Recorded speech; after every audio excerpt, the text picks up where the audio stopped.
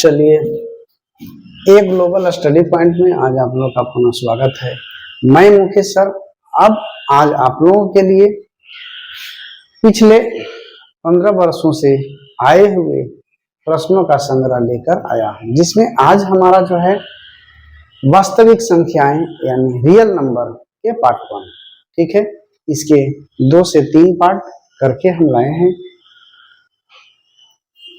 अतः वीडियो को अच्छी तरह से और ध्यान से देखिएगा। जरूर जो है आपको जो है इससे फायदा मिलेगा, साथ ही आपका जो है कॉन्फिडेंस लेवल बढ़ेगा कि इस तरह के प्रश्न को जो है हम कैसे हल करें। तो आइए अब हम प्रारंभ करते हैं प्रश्न संख्या 1 से। इसमें आपको 45 प्रश्न हैं, ठीक है। तो चलिए, यह देखिए आपके सामने आ गया प्रश्न संख्या 1। प्रश्न संख्या 1 में कह रहा है कि निम्न में कौन परिमेय संख्या है। क्या है? निम्न में कौन परिमेय संख्या है। तो परिमेय संख्या के बारे में हम लोग जानते हैं क्या कि उसे जो है p/q के रूप में लिखा जाएगा, ठीक है। तो p/q के रूप में अब जो है इसमें देखते हैं कि कौन सा जो है, ठीक है, ऑप्शन जो है लिखा जाने लायक है। तो यहाँ पर देख रहे हैं कि √3 जो है p/q के रूप में नहीं लिखा जाएगा, लेकिन यहाँ पर जो है 2√2 प्लस बाई 2√2 में है, तो यहाँ जो है √2 कट जाएगा, बाकी बचा 2 और 2 को जो है हम p/q के रूप में लिख सकते हैं। अतः जो है आपका इस प्रश्न का ऑप्शन जो है आंसर हो जाएगा बी, ठीक है, ऑप्शन बी, ठीक है। तो चलते हैं अगला प्रश्न।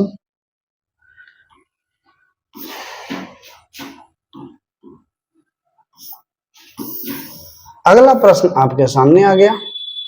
कह रहा है किसी धनात्मक पूर्णांक a तथा b के लिए, क्या a तथा b के लिए a b का मौसा, ठीक है, मौसा गुने a b का लसा। क्या कह रहा? a b का मौसा गुने a b का लसा निम्न में से किसके बराबर होगा। तब मौसा और लसा जो है का गुणनफल होता है, यानी दोनों संख्याओं का गुणनफल। यहाँ गुना करा मौसा गुने लसा, तो मौसा गुने लसा बराबर होता है दिए गए संख्याओं का गुणनफल। तो यहाँ पर आपके ऑप्शन सी में जो है दिया गया संख्या जो है और बी का गुणनफल है, इसका मतलब ऑप्शन सी हो जाएगा, ठीक है। वीडियो पसंद आएगा तो लाइक जरूर कर दीजिएगा, नहीं पसंद आए तो भी कोई दिक्कत नहीं है, लेकिन वीडियो को अंतिम तक जरूर देखिएगा, जरूर कुछ न कुछ फायदे वाले आपको जो है नजर आएंगे, मिलेंगे। अब कह रहा है तीसरा में यूक्लिड विभाजन एल्गोरिथम में 2 धनात्मक पूर्णांकों के निम्न में से किसे परिकलित करने का तकनीक है। अब इसमें से जो है हम लोग यूक्लिड विभाजन एल्गोरिथम मेथड में जो है क्या करते हैं, तो हम लोग इस विधि से जो है क्या करते हैं, मौसा निकालते हैं, यानी ऑप्शन बी हो जाएगा, ठीक है। जहां जरूरत रहेगी वहां पर हम आपको जो है समझाते हुए जो है आपके लिए क्वेश्चन लाएंगे, यानी क्वेश्चन का जो है हल जो है समझाते हुए करेंगे। अगला है निम्नलिखित में से कौन अपरिमेय नहीं है। यहाँ क्वेश्चन उल्टा पूछा हुआ है, अपरिमेय नहीं है, कहने का मतलब पूछ रहा है कि परिमेय है या नहीं है। तो देखिए यह जो है अपरिमेय है, यह भी जो है अपरिमेय है, यह भी जो है अपरिमेय है, इसका मतलब है यह जो है अपरिमेय नहीं, मतलब यानी परिमेय संख्या यह हो जाएगा। क्यों? क्योंकि जो है √3 इंटू √25 बटा इसको लिख सकते हैं √3 इंटू √16, ठीक है। अब जो है आपके पास ऑप्शन क्या आ गया कि आपका √3 से √3 खत्म हो गया और यह जो है बाहर आ गया 5/4, और 5/4 जो है यह जो एक परिमेय संख्या है, यानी अपरिमेय नहीं है। तो ऑप्शन क्या हो जाएगा आपका आंसर में, ऑप्शन हो जाएगा डी, √75/48। इस प्रकार हम लोग मैथ को सोल्व करते हैं। आपका जो है सारा कॉन्फिडेंस जो है क्लियर हो जाएगा, किसी तरह का जो है समस्या नहीं रहेगा, इतना जान लीजिए। लेकिन वीडियो को अंत तक जरूर देखिएगा। वीडियो आपके YouTube पर बहुत मिलेंगे, लेकिन यह भी वीडियो जो है आपके काम जो बहुत ही सही तरीके से बनाया गया है, आप लोगों को के बोर्ड एग्जाम को ध्यान में रखकर बनाया गया है, तो जरूर देखिएगा अंतिम तक। और अपने साथियों, अपने दोस्तों, मित्रों जो 10th क्लास में हैं, जो बोर्ड देने वाले हैं इस बार 2026 में, तो उन्हें जरूर शेयर कीजिएगा। तो चलिए, दो क्रमिक सम संख्याओं का एचसीएफ क्या होता है। तो क्रमिक सम संख्याओं का एचसीएफ हमेशा जो है 1 के बराबर होता है। ठीक है, क्या क्रमिक क्रमिक सम संख्याओं का जो है सम संख्या पूछ रहा है तो 2 के बराबर। ठीक है, क्रमिक सम संख्या जो है का एचसीएफ क्या होता है, 2 होता है। ठीक है, सम संख्या पूछा जा रहा था, तो सम संख्याओं का जो है एचसीएफ क्या होता है, 2 होता है। ठीक है, गलती से 1 बोला गया, इसके लिए सॉरी। ठीक है, तो चलिए अब आगे चलते हैं अगले प्रश्न में। अगला प्रश्न आपके सामने है, 22/7 है। तो 22/7 देखिए कब कब आया हुआ है, बहुत ही इंपॉर्टेंट प्रश्न है। 2012 के एनुअल में, 2015 के एनुअल में फर्स्ट सीटिंग में, 2017 के एनुअल में सेकेंड सीटिंग में, 2022 के एनुअल में सेकेंड सीटिंग में, यानी इसको दिमाग में रख लीजिएगा। तो 22/7 को जो है हम लोग P/Q के रूप में लिख सकते हैं। तो P/Q के रूप में जब लिख सकते हैं तो यह क्या हो जाएगा, एक परिमेय संख्या। ठीक है, क्या हो जाएगा, एक परिमेय संख्या। आगे अब अगला प्रश्न आपके सामने है, 2 या 2 से अधिक अभाज्य संख्याओं का मसा क्या है, कह रहा है 2 या 2 से अधिक अभाज्य संख्याओं का मसा। तो अभाज्य संख्याओं का मसा हमेशा जो है 1 होता है। क्या है, अभाज्य संख्याओं का मसा हमेशा 1 होता है। इसी प्रश्न को देखते हुए उस समय हम 1 ले लिए थे। ठीक है, अभाज्य संख्याओं का मसा 1 होता है, एकदम रट जाइए। अब अगला है √2 क्या है। तो √2 जो है क्या है, एक अपरिमेय संख्या है। क्या है, √2 एक अपरिमेय संख्या है। यह जो है 2013 के एनुअल में आया है। इस प्रकार से आपको प्रश्न आते रहते हैं, तो दिमाग में रखे रहिएगा। अब अगला ये कह रहा है, 2 परिमेय संख्याओं के बीच अधिकतम कितनी परिमेय संख्याएं हो सकती हैं। तो परिमेय संख्याओं के बीच जो है अनंत परिमेय संख्याएं होती हैं। ठीक है, जिसकी कोई गिनती नहीं हो, जिसका कोई अंत नहीं हो, यानी ऑप्शन डी हो जाएगा। आगे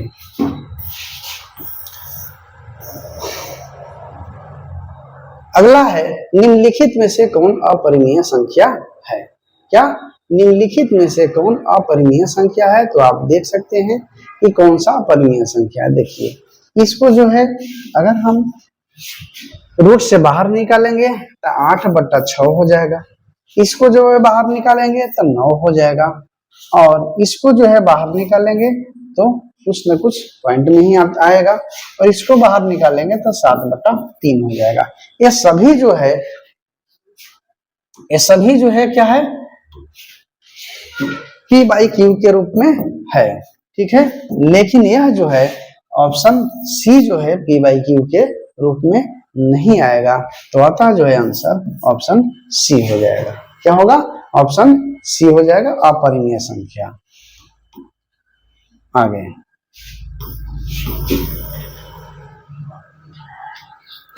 π/2 का मान क्या होगा। ठीक है, तो π/2 का मान जो है क्या होगा, इन्फिनिटी होता है। क्या होता है, इन्फिनिटी होता है। पाई को किसी भी संख्या से अगर डिवाइड करते हैं, आपको हो सकता है π/2 दे दिया है, कभी π/8 दे देगा, कभी π/6 दे देगा, तो जो भी दे उससे कोई दिक्कत नहीं है। इसका मान क्या होता है, इन्फिनिटी होता है। ठीक है, क्या होता है, इन्फिनिटी होता है।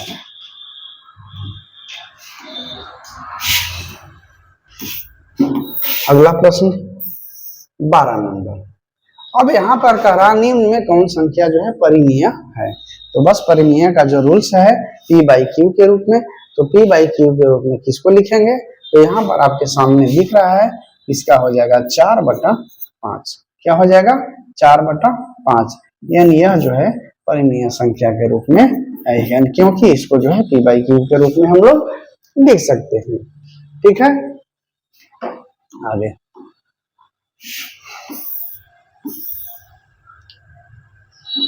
वीडियो देखिएगा तो होगा क्या, अगर आपको आता है, देखिए क्या होता है, बहुत सारे लोग ऐसे करते हैं, हमें आता है, हटाइए, देखिए होगा क्या, आपका वीडियो अगर देखिएगा पूरा का पूरा, चाहिए सही बात है आपको आ रहा है, लेकिन क्या होगा, आपका रिवीजन हो जाएगा और कुछ ऐसे प्रश्न भी मिल जाएंगे जो आपको हमेशा जो है जब कभी जो है सस्पेंस में डालते हैं तो वो भी क्लियर हो जाएगा। तो वीडियो छोड़ के कहीं नहीं जाइए, वीडियो जरूर देखिए, अंत तक देखिए, और अच्छा लगेगा तो शेयर कीजिए, नए विद्यार्थी सब्सक्राइब कर दीजिए। तो अब यहाँ पर सामने है √5 क्या है, तो √5 को जो है क्या है, एक अपरिमेय संख्या है, ऑप्शन बी। ये सभी जो है रियल नंबर के प्रश्न हैं और यह जो है 2011 से 2025 के बीच में जो है कभी न कभी जो है आए हुए हैं और दोबारा आने का चांस भी है। बहुत सारे प्रश्न जो है डबल में आया हुआ है, दोबारा आया हुआ है, तो जरूर ध्यान में रखिएगा। अब यहाँ पर देखिए क्या है, यहाँ पर क्या है, 0.3 और 2 पर एक रिंग है, क्या है 0.3 और 2 पर एक रिंग है, इधर बनाते हैं 0.3 और 2 है जिसमें 2 पर एक रिंग है और इसको कह रहा है p/q के रूप में लिखने के लिए। तो देखिए इसका एक ट्रिक होता है कि जो संख्या है उसको लिख दीजिए, ठीक है, और बटा जितनी भी संख्या है 0 पॉइंट के बाद, तो दो संख्या है तो 99 लिख दीजिए। अब ध्यान दीजिएगा, अब कहिएगा कि नहीं सर बताया गया है कि जय को एक रिंग रहेगा, तय को 9 लिख दीजिएगा। तो चलिए सही ही आपको बताया गया है, जय को एक रिंग रहेगा, जय को 9 लिख दीजिएगा। लेकिन जब आपका जो है कोई डिजिट छोड़ दिया जाए, ठीक है, यानी 0 के बाद जो है जो भी डिजिट दिया हुआ है 2 3 4 5 और अगर उसमें से छोड़ दिया जाता है तो उसका रूल्स थोड़ा चेंज कर जाता है। तो इन चीजों को ध्यान दीजिएगा, ठीक है।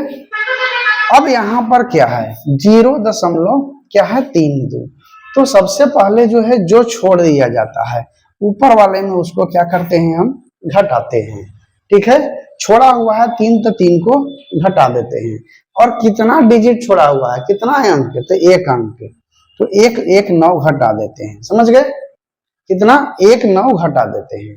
अब देखिए आपके आ गया क्या हल, तो 29/90। अब देखिए आपके ऑप्शन में जो है 29/90 है कि नहीं है, ठीक है। तो 29/90 जो है ऑप्शन बी में आपका है, यानी आपका जो है ऑप्शन बी जो है 29/90 सही हो जाएगा, ठीक है। इस प्रकार से इसको हम लोग बनाते हैं।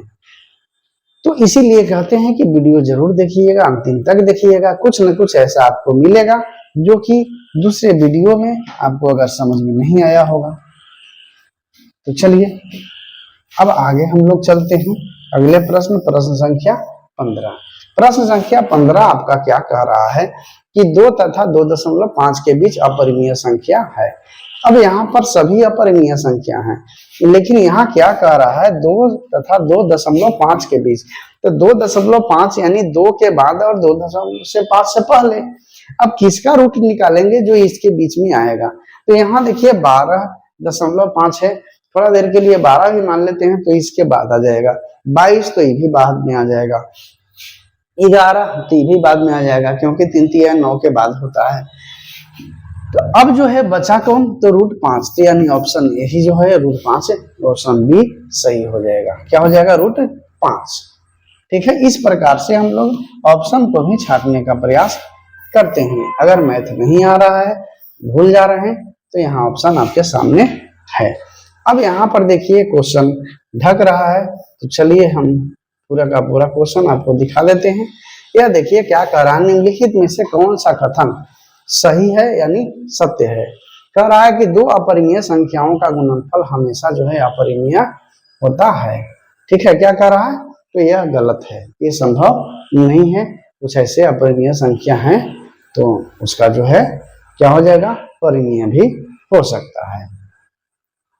ठीक है, जैसे उदाहरण आप ले सकते हैं √12। देखिए अब यहाँ पर ले लीजिए, इसको हल करने के लिए √12 गुने √3, 12 भी अपरिमेय संख्या, √12 भी अपरिमेय संख्या है, √3 भी अपरिमेय संख्या है, लेकिन इसका गुणनफल √36 आएगा और यह जो है क्या आ जाएगा, 6 आ जाएगा। तो यह तो अपरिमेय संख्या आ गया, तो इसीलिए ऑप्शन 1 खत्म हो गया। ठीक है, क्या हो गया, ऑप्शन 1 खत्म हो गया। अब देखिए आगे, एक परिमेय संख्या और एक अपरिमेय संख्या का गुणनफल क्या होता है, हमेशा अपरिमेय होता है। क्या कह रहा है, एक परिमेय संख्या व एक अपरिमेय संख्या का गुणनफल हमेशा अपरिमेय संख्या होता है। परिमेय और अपरिमेय का गुणनफल क्या होता है, अपरिमेय होता है। बात सही है। अगला ऑप्शन देख लेते हैं, दो अपरिमेय संख्याओं का जोड़ कभी भी अपरिमेय नहीं हो सकता है। यह जो है गलत है। ठीक है, क्या है, दो अपरिमेय संख्याओं का जोड़ हमेशा जो है अपरिमेय ही होता है, यहाँ कह रहा नहीं है, यानी इस हिसाब से जो है यह जो है ऑप्शन जो है आपका जो है सत्य है। ठीक है, क्या हो गया, यह जो है क्या है, सत्य है। परिमेय और अपरिमेय का गुणनफल अपरिमेय होता है।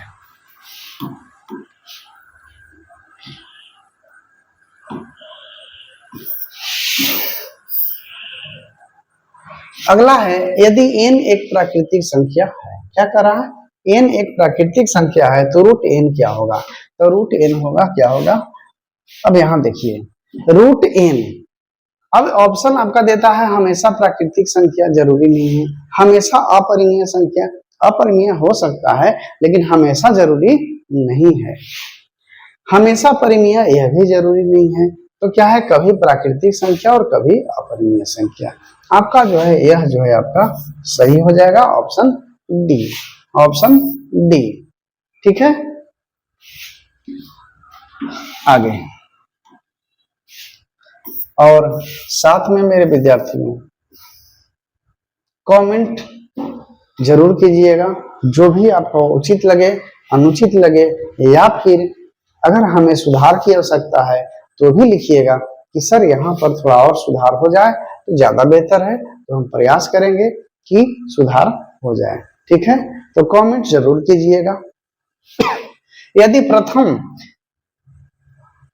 13,986 अभाज्य संख्याओं का योग n है तो n हमेशा भाज्य होगा।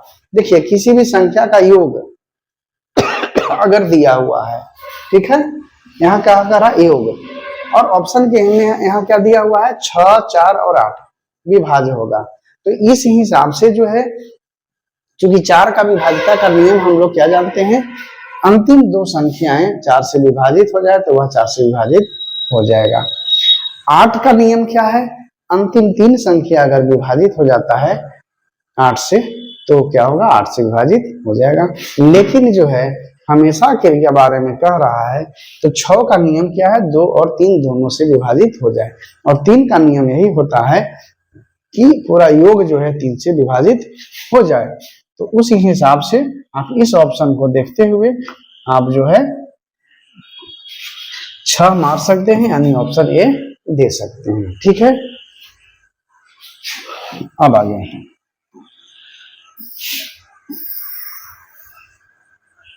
अगला है रियल नंबर, यहाँ सॉरी, x पर पावर n प्लस 1 का एक गुणक x पर प्लस 1 है तो n एक निश्चित रूप से क्या होगा। तो अब जो है एक गुणक यह है, इसका मतलब जो है यह इस संख्या से यह जो है क्या होगा, विभाजित हुआ है।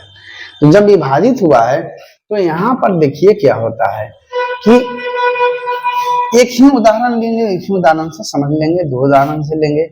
अगर x पर पावर हम 1 देते हैं, अब प्लस 1, ठीक है, और एक उदाहरण ले लेते हैं, ठीक है, x प्लस 1, और एक उदाहरण ले लेते हैं x पर पावर 2 देते हैं, प्लस 1 देते हैं, ठीक है। अब x प्लस 1 आप खुद देखिएगा कि कौन जो है पूरी तरह से विभाजित होगा। ये 1 दिए हैं तो इसका कोई वैल्यू नहीं है, तो यह जो है क्या हो जाएगा, कट जाएगा। क्या हो जाएगा, एक दूसरे से कट जाएगा, तो पूरी तरह से विभाजित हो गया। अब क्या दिए, विषम संख्या, ये क्या दिए थे, सम संख्या, तो यह क्या हो जाएगा, एक विषम पूर्णांक है। क्या हो गया, एक विषम पूर्णांक है। ठीक है, आगे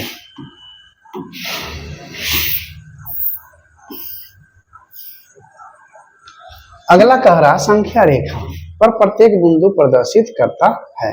क्या कह रहा है, संख्या रेखा पर प्रत्येक बिंदु प्रदर्शित करता है, तो वह जो है संख्या रेखा पर वास्तविक संख्या को प्रदर्शित करता है। ठीक है,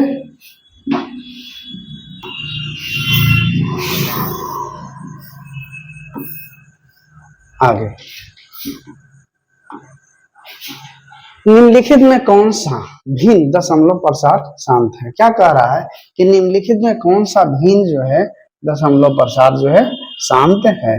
तो शांत के लिए हम लोग नियम क्या जानते हैं, पी बाई क्यू के रूप में रहे, पी बाई क्यू के रूप में रहे, जहां क्यू बराबर जो है, ठीक है, क्या 0 नहीं हो, इसका मेन वैल्यू क्या है, ठीक है, 2 पावर m और 5 पावर n।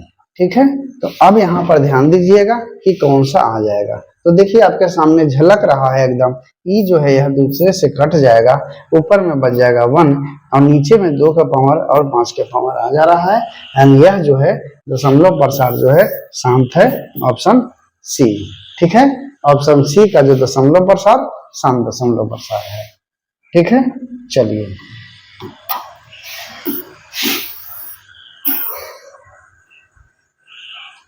आगे कह रहा सबसे छोटी पूर्ण वर्ग संख्या जो 16, 20 और 24 प्रत्येक से भाज्य हो। क्या कह रहा है, 16, 20 और 24 से भाग लग जाए और वह जो है क्या होना चाहिए, पूर्ण वर्ग संख्या होना चाहिए। तो सबसे पहले जो है हम क्या करेंगे, इसका एलसीएम निकालेंगे। तो एलसीएम निकालेंगे तो यहाँ पर देखिए 16 का क्या हो जाएगा, तो 16 का हो जाएगा 4 गुने 4। ठीक है, थोड़ा तोड़ते हैं, ज्यादा नहीं तोड़ेंगे। अब यहाँ पर हम देखेंगे 20 का, तो 20 का 4 गुने 5 और 24 का देखेंगे तो 4 गुने 6। अब यहाँ पर ध्यान देना है कि 4 सब में है, तो एक 4 मिल जाएगा हमको और बाकी 6, 5 और इधर 4 है, तो गुने 4 गुने 6 गुने 5। अब जो है आप इसको गुणनखंड कर लीजिए, तो 6 चौका 24, ठीक है, और 5 चौका 20, 24 दूनी 48। रुक जाइए, इसको जो है दूसरे तरीके से एलसीएम निकालिए, कहीं मिस न कर जाए। चलिए 2 गुने 2 गुने 2 गुने 2, यहाँ पर 2 गुने 2 गुने 5 करिए और 2 गुने 2 गुने 2। चलिए यह ज्यादा बेहतर है गलत होने से। ठीक है, अब यहाँ पर एलसीएम में देख लीजिए, यह जो है ले लीजिए, एक तीनों में है, यह ले लीजिए तीनों में है। ठीक है, और एलसीएम में 2 में भी लेते हैं, इसीलिए हम उस नियम को हटा दिए। तो यह जो है आपका एलसीएम के रूप में आ जाएगा 2 गुने 2 गुने 2। ठीक है, 2 गुने 2 गुने 2 और एक 2 और है 2, उसके बाद 5 गुने 3। अब इसका गुना करिए, तो इसका गुना करते हैं तो 2 दूनी 4 दूनी 8 दूनी 16, 85 8 24 240। ठीक है, अब 240 को अब ध्यान देना है क्या कि कौन से संख्या जो है यह जो है मल्टीप्लाई करके हम लाएं कि आपका जो है पूर्ण वर्ग संख्या हो जाए। ठीक है, यहाँ 240 है लेकिन 240 नहीं रहेगा, तो पूर्ण वर्ग संख्या के लिए अब जो है 24 के किसी भी गुणनखंड में जो है 1600 नहीं आएगा, यह जो है पूर्ण वर्ग में अब 2 गो ही है। ठीक है, 1600 नहीं आएगा, क्या आता है 3600 आता है, 24 के गुणनखंड में 3600 आता है। आप गुना करके देखिएगा, तो यह जो है ऑप्शन जो है ऑप्शन डी आपका जो है सही हो जाएगा, पूर्ण वर्ग संख्या। यानी 16 को जो है गुणांकर करते हैं 240 को तो 3600 जरूर आएगा।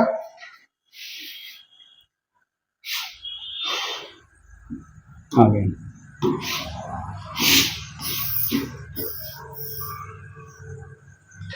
दो संख्याओं का लघुत्तम समापवर्तक, इसके महत्तम समापवर्तक का क्या है 14 गुना है। कह रहा है दो संख्याओं के लघुत्तम मतलब एलसीएम का, एलसीएम और एचसीएफ का जो है क्या है 14 गुना है। अगर लघुत्तम और महत्तम का जोड़ जो है 600 है, यदि एक संख्या 280 है तो दूसरी संख्या ज्ञात करें। तो सबसे पहले हमें क्या होना चाहिए, लघुत्तम और महत्तम मालूम होना चाहिए। तो उसके लिए जो है हम करेंगे क्या, तो देखिए लघुत्तम 14 गुना है तो महत्तम हम x मान लेते हैं। 14 गुना ये क्या है लघुत्तम है तो 14 x हो गया, दोनों का जोड़ जो है कितना है 600 है।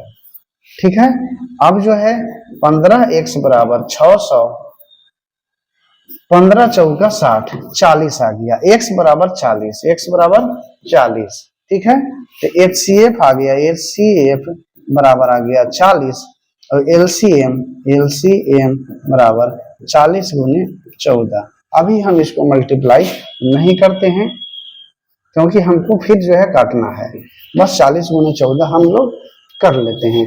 अब क्या कह रहा है कि दूसरी संख्या, तो दूसरी संख्या कर लीजिए और 280 गुने क्या दूसरी संख्या बराबर 280 गुने पहली संख्या, नहीं सॉरी दूसरी संख्या हो गया सेकंड नंबर। ठीक है, और बराबर इधर ले लीजिए लसा गुने मसा, यानी 40 गुने क्या हो जाएगा 40 गुने 14। तो ले लीजिए 40 गुने 14, 40 गुने 14। अब काट छांट कर दीजिए, जो आपका आएगा वो आंसर हो जाएगा। तो करिए 14 दूनी 28, 20, 20 दूनी 40। सेकंड नंबर में कुछ ही आ गया 40 दूनी 80। कोई दिक्कत अगर है तो बोलिए। यह जो है आपका जो है ऑप्शन बी हो जाएगा 80। कैसे कटा तो आप देख लीजिए, क्या किए 14 से 280 को काट दिए 20 बार में, 14 दूनी 28, 20 दूनी 40 और 40 दूनी 80 गुना कर दिए, दूसरी संख्या आपका जो है 80 आ गया। अगला आपका है संख्या 23.43। देखिए फिर आ गया आपका, उसी तरह से फिर आ गया। अब देखिए इसको हम लोग क्या करते हैं। ठीक है, पहले देख लीजिए संख्या 23.43 को P बाई Q के रूप में लिखना है जहां Q बराबर 0 नहीं है। अब देखिए वही तरीका अपनाएंगे। तो अब यहां पर देखिए सबसे पहले जो है क्या है 23.43, तो इसको हम लोग लिख देंगे 23.43 पूरे के पूरे लिख देंगे। ठीक है, चूंकि P बाई Q के रूप में लिखना है। अब करना क्या है, तो दशमलव के बाद जितने पर एक रिंग है उतना 9 लिख देंगे। तो दशमलव के बाद कितने पर एक रिंग है 2 पर, तो 2 को 9 लिख देते हैं। अब लेकिन जो है दशमलव से पहले जो है 2 को डिजिट था जिस पर कोई रेफरिंग नहीं था, तो क्या करते हैं उसको हम लोग क्या करते हैं घटा देते हैं। तो 23 घटा दीजिए। अब देख लीजिए आपका क्या आएगा। ठीक है, आपका आ गया 23/20/99। अब आपके ऑप्शन किस ऑप्शन में जो है 23/20/99 है, तो ऑप्शन ए में है आपका जो है 23/20/99, यानी ऑप्शन ए हो जाएगा।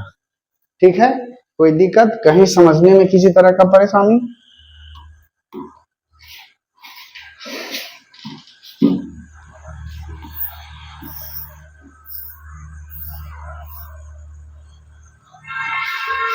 अब यहां पर देखिए 6 पर अच्छी तरह से लिख देते हैं, इसको लिखा हुआ नहीं है। यहां पर क्वेश्चन में है 6x⁴y तथा 12xy, ये क्या चीज है 12xy है का महत्तम समापवर्तक निकालना है। तो अब देख लीजिए मौसा निकालते कैसे हैं। तो मौसा के लिए आप देख लीजिए ऑप्शन में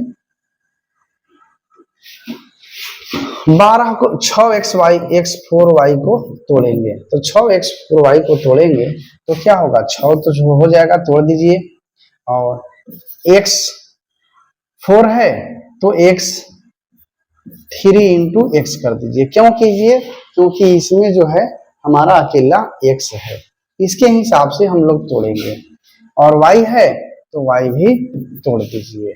अब लीजिए 12xy, तो 12xy में क्या करिए, 6 गुने 2 करिए और x गुने y करिए, आपके पास जो है मिला क्या, तो जो है दोनों में मिलता है वही है, तो इस ये 6 मिल गया, एगो x मिला, एगो y मिला, आंसर क्या हो गया 6xy, क्या हो गया 6xy, मसा आ गया आपका।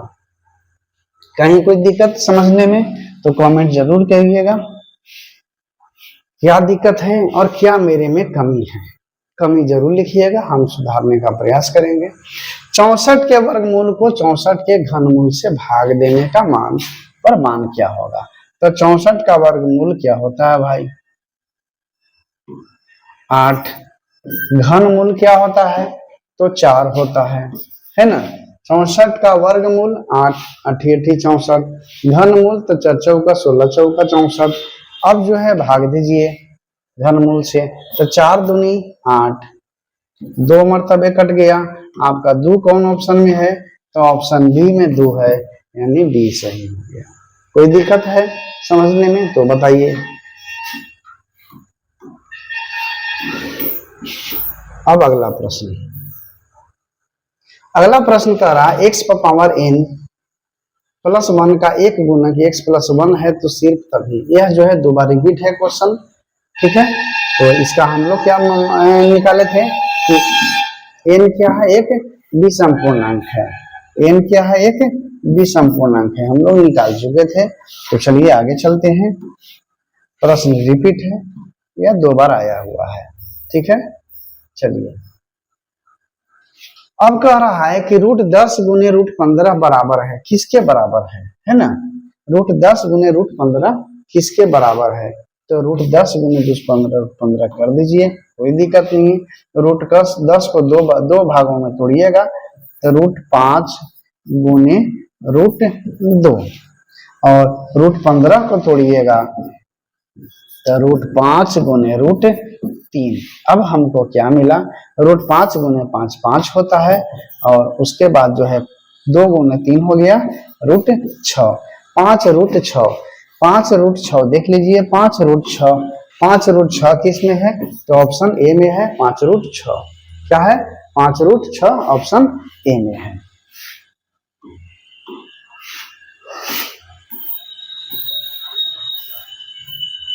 अब आगे, निम्न में कौन अपरिमेय नहीं है, क्या कह रहा, अपरिमेय नहीं है, इसका मतलब पूछ रहा है कि कौन परिमेय है, तो कौन परिमेय है बाबू, तो यहाँ तो साफ दिख रहा है कि 11 का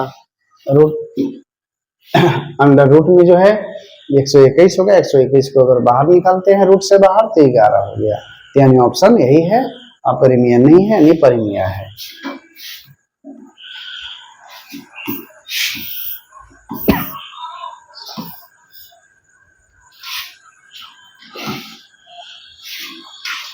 आपके मैट्रिक एग्जाम तक हर तरह के प्रश्नों को लेकर हम आते रहेंगे, यानी आपके साथ हमेशा जो है एक ग्लोबल स्टडी पॉइंट है, और एक ग्लोबल स्टडी पॉइंट से, ठीक है, एक ग्लोबल स्टडी पॉइंट से क्या है, हमारा जो है यूट्यूब चैनल तो है ही, साथ में जो है क्या है, हमारा जो है फेसबुक भी है, यूट्यूब एक ग्लोबल से ही है, ठीक है, क्या है, फेसबुक जो है एक ग्लोबल से भी है, और जो क्या कहा जाता है इंस्टाग्राम भी जो है हमारा जो है एक ग्लोबल स्टडी पॉइंट से है, आप किसी से भी के साथ भी जुड़ सकते हैं, ठीक है।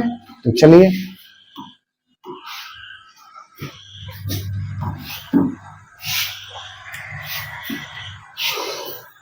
यह बताएं नहीं बताएं, चलिए, यदि p तथा q 2 अभाज्य संख्या है तो मसा क्या होगा, तो बाबू अभाज्य संख्याओं का मसा क्या है, अभाज्य संख्याओं का मसा हमेशा जो है एक होता है, क्या है, अभाज्य संख्याओं का मसा जो है हमेशा एक होता है, यानी ऑप्शन डी हो जाएगा।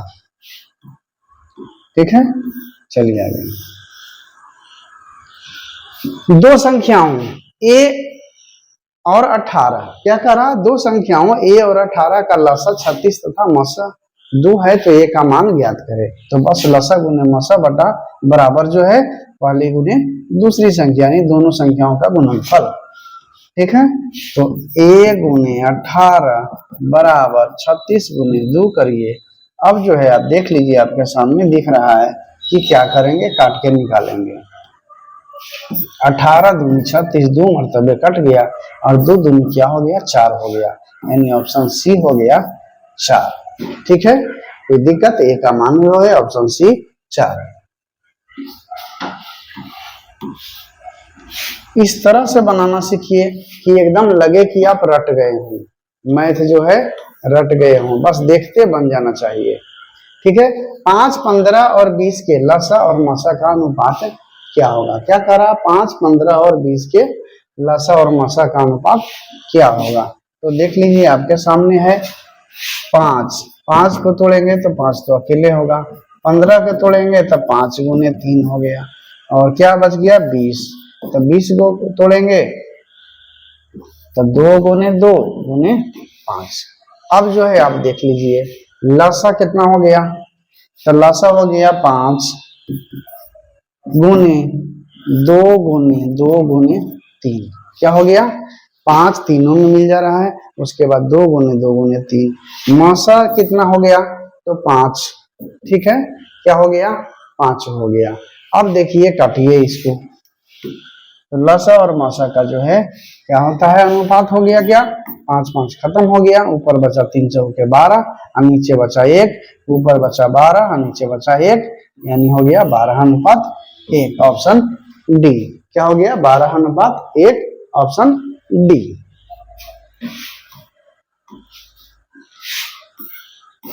33,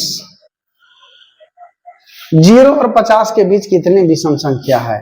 तो 0 और 50 के बीच में 25 विषम संख्या और 25 विषम संख्या दोनों बराबर है।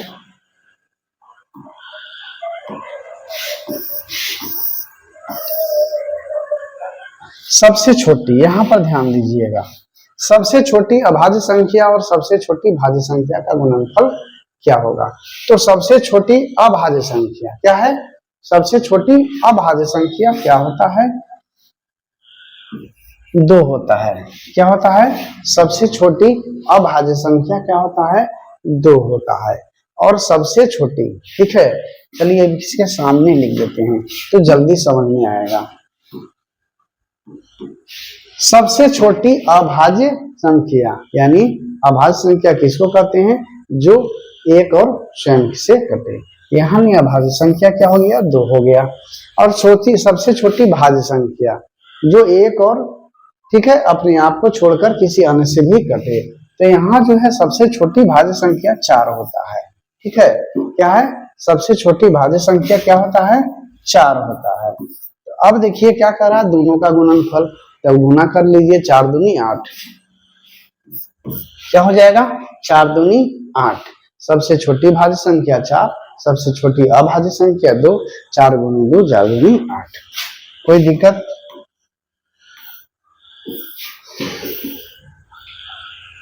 आगे, निम्न में से कौन सी अभाज्य संख्या है। यहाँ क्या करा, अभाज्य संख्या अभी बताए हैं कि एक और अपने आप से कटे वही अभाज्य संख्या है। तो केवल 29 जो है एक और अपने आप से कटता है, यह जो है अपने आप से कटता भी तो है और अन्य दूसरी संख्या से भी कटता है, तीनों संख्या, यानी ऑप्शन ए हो जाएगा। 36, निम्न में से कौन अपरिमेय संख्या नहीं है। पूछ रहा है, पूछना इसको है परिमेय संख्या है और उल्टा कर दे रहा है कि अच्छी अपरिमेय नहीं है, मतलब परिमेय है पूछ रहा है। तो देख लीजिए, यही तो दिख रहा है, 8 8 64, ठीक है, और 9 9 81 पी बाई क्यू के रूप में आ गया, यानी ऑप्शन ए हो गया। ठीक है, ऑप्शन ए हो गया। जब ये हो गया तो ये सबको देखने की आवश्यकता नहीं है। अगला किसी पूर्णांक m के लिए सम संख्या का रूप। अब देखिए किसी पूर्णांक m के लिए तो सम संख्या का रूप क्या होगा। एक चीज ध्यान रखिएगा, कोई भी पूर्णांक है, ठीक है, क्या है, कोई भी पूर्णांक, क्या है, कोई भी पूर्णांक, ठीक है, को, ठीक है, सम संख्या से क्या करना है, सम संख्या से मल्टीप्लाई अगर करते हैं, है ना, तो क्या आएगा, सम संख्या आता है, ठीक है। और किसी भी पूर्णांक को विषम संख्या से भी अगर मल्टीप्लाई करते हैं तो क्या आएगा, सम आएगा। ध्यान रखिएगा, क्या, पूर्णांक को सम संख्या से, अब पूर्णांक यह जो है कोई भी हो सकता है, सम भी हो सकता है, विषम भी हो सकता है, यानी सम को सम से मल्टीप्लाई करने पर सम आएगा, सम को विषम से मल्टीप्लाई करने पर सम आएगा, ठीक है। लेकिन विषम को विषम से, क्या, विषम से विषम को मल्टीप्लाई करने पर क्या आएगा, तो आप देख लीजिए 3 तिहाई 9, 3 सते 21, 5 9 45, लगभग जो है क्या आ रहा है, विषम आ रहा है। विषम का गुण है विषम बराबर विषम। यहाँ कह रहा है m के लिए सम संख्या का रूप। अब सम संख्या का रूप जब कह रहा है तो ऑप्शन में देख लीजिए, इसको समझा रहे हैं, डायरेक्ट में आंसर बता सकते थे। अब जो है सारा जो है मल्टीप्लीकेशन सम संख्या से किया हुआ है, तब पूर्णांक आपका विषम हो चाहे सम हो, उससे कोई मतलब नहीं है, या m सम हो या विषम से मतलब नहीं है, यानी हो जाएगा सम हो जाएगा, ठीक है। अब 2m सम हो गया, तो 2m प्लस m, सम संख्या में 1 जोड़िएगा तब विषम हो गया, सम संख्या में 1 घटा दीजिएगा तभी विषम हो जाएगा, ठीक है। और सम संख्या में 2 भी जोड़िएगा। अभी यहाँ जो है ये सम संख्या है या नहीं है तो हम लोग को पता नहीं है, पूर्णांक है, ये तो ऑप्शन में आएगा नहीं, तो बच गया कौन सी, ऑप्शन सी। क्या हो गया, ऑप्शन सी, यानी यह जो है सम का रूप है। इस प्रकार हम लोग ऑप्शन को क्या करते हैं, छांटते हैं और बनाते हैं। अगला 3.27 है, क्या है, 3.27 है, क्या है, एक पूर्णांक है, एक प्राकृतिक संख्या है, एक परिमेय संख्या है, एक अपरिमेय संख्या है। तो 3.27 को पी बाई के रूप में बदलिएगा, तो बदलिए, तो 3 माइनस करना पड़ेगा, अब बटा 99 करिए। अब जो भी आएगा 324/99 है तो बाबू पी बाई क्यू के रूप में ना, है तो पी बाई क्यू के रूप में ना, इसका मतलब क्या है, एक परिमेय संख्या है, ठीक है, क्या है, एक परिमेय संख्या है।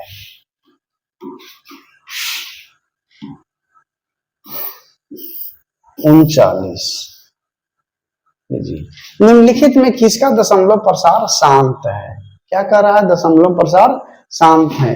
तो देखिए कोई भी संख्या रहे उससे हम लोग को कोई दिक्कत नहीं है, जैसे ही 8 मिल जाए नीचे में तो वो शांति रहेगा। यहाँ देखिए 8 है, क्यों, 2 का पावर जो है m के रूप में है, तो यहाँ हो जाएगा ऑप्शन ए।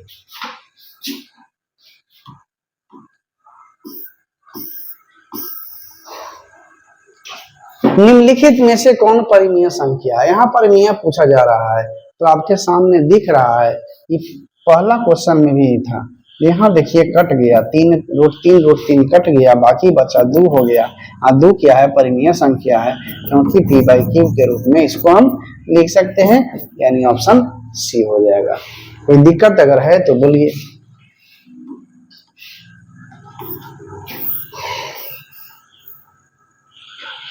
सबसे छोटी भाज्य संख्या और सबसे छोटी अभाज्य संख्या का मौसा कितना होता है, यहाँ क्या था, देखिए सबसे छोटी भाज्य संख्या, सबसे छोटी भाज्य संख्या क्या था, देखिए वही क्वेश्चन को उलट के पूछा है, क्वेश्चन वही है, उलट के दूसरे तरीके से पूछा है। तो सबसे छोटी भाज्य संख्या, वहां पर गुणनफल पूछा था, यहाँ पर देखिए सबसे छोटी भाज्य संख्या कितना है, 4, क्या है? सबसे छोटी भाज्य संख्या 4 और सबसे छोटी अभाज्य संख्या 2 था। अब 4 और 2 का मौसा निकालिए तो क्या होगा? 4 और 2 का मौसा 2 न होगा, है तो 2 होगा। तो आपका जो है ऑप्शन बी हो गया 2। कोई दिक्कत? मैसेज जरूर कीजिएगा। आगे है, यदि 65 तथा 117 का मौसा के रूप में है, क्या है? इन दोनों का मौसा इस रूप में है तो n का मान निकालिए, है ना? क्या कह रहा है? इस दोनों का मौसा इस रूप में है। अब पहले जो है जब इस रूप में है तो सबसे पहले तो हम इसका मौसा निकालेंगे, समझ गए? तब देखेंगे तो इन दोनों का मौसा है क्या, तो निकालिए। 13 गुने 5, 13 5 65, इसका हो जाएगा और इसका हो जाएगा, ठीक है? 13 9 17, हाँ से 117, 13 9। अब गुणनखंड निकालते हैं। अब इसमें दोनों के में कौन कॉमन है? 13 कॉमन है, यानी मौसा कितना हो जाएगा?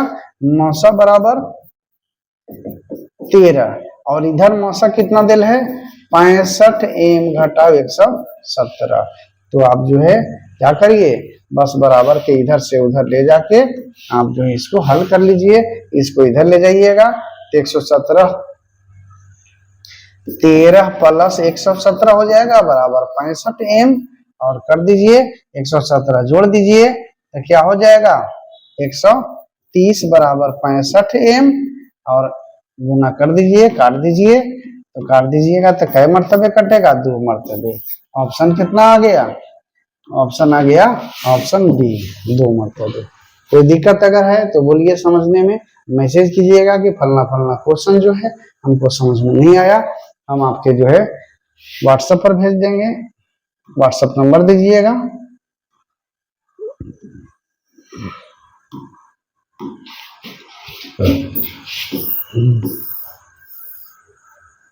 और आपको अपने ए ग्लोबल के फैमिली ग्रुप से जोड़ भी देंगे। मैसेज कीजिएगा। 2, 10 और 20 के लसा और मसा का अनुपात, क्या कह रहा है? 2, 10 और 20 के लसा और मसा का अनुपात। तो 2, 10 और 20 का लसा और मसा, तो 2 2 का गुणनखंड में आ गया। अब यहाँ पर देखिए, बस गुणनखंड पहले निकाल लीजिए, फैक्टर करिए। 2 का हो गया 2, 10 का हो गया 2 गुने 5, 20 का हो गया 2 गुने 2 गुने 5।